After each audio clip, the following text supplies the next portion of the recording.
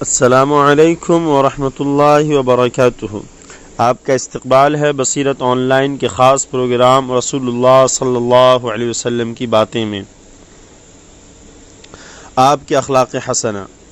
حضرت انس رضی اللہ عنہ سے روایت ہے، انہوں نے بیان کیا کہ رسول اللہ صلی اللہ علیہ وسلم تشریف لے جا رہے تھے، میں بھی آپ کے ہمراہ چل رہا تھا۔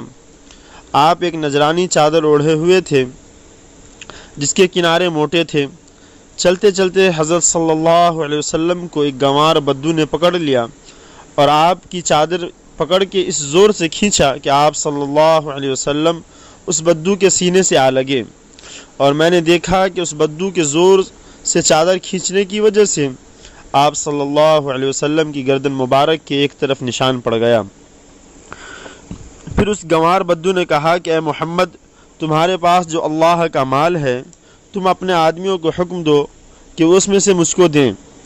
حضرت انس رضی اللہ عنہ بیان کرتے ہیں کہ اس کے بعد رسول اللہ صلی اللہ علیہ وسلم نے اس گنوار بدو کی طرف دیکھا اور بجائے غصہ فرمانے کے آپ صلی اللہ علیہ وسلم اس کی اس حرکت پر ہنسے اور اس کو کچھ دینے کا حکم دیا۔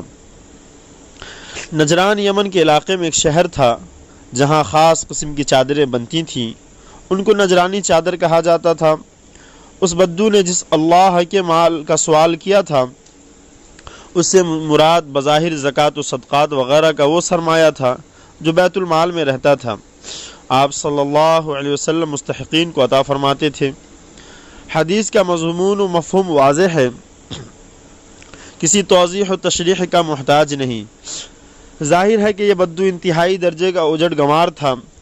اس وقت اس میں کسی اصلاحی بات کے قبول کرنے کی صلاحیت اور استعداد بھی نہیں تھی، اس لیے آپ صلی اللہ علیہ وسلم نے اس کو سزا یا تنبیہ درکنار کوئی نصیحت کی بات بھی نہیں فرمائی، بلکہ اس کی اس انتہائی گستاخانہ حرکت کا جواب آپ صلی اللہ علیہ وسلم نے صرف ہنس کر دیا، اور جس روپے پیسے کا وہ طالب تھا اس کو عنایت فرما دیا، اور امت کو سبق دیا کہ اس درجے کی بدتمیزی اور ایذا رسانی کے مواقع پر بھی نفس پر قابو رکھیں اور عفو درگزر کا رویہ اختیار کر کے لوگوں کے دل جیتیں اور اپنے سے قریب کریں، پھر اللہ تعالیٰ ان کو ہدایت عطا فرما دے گا اور ان کی اصلاح بھی ہو جائے گی۔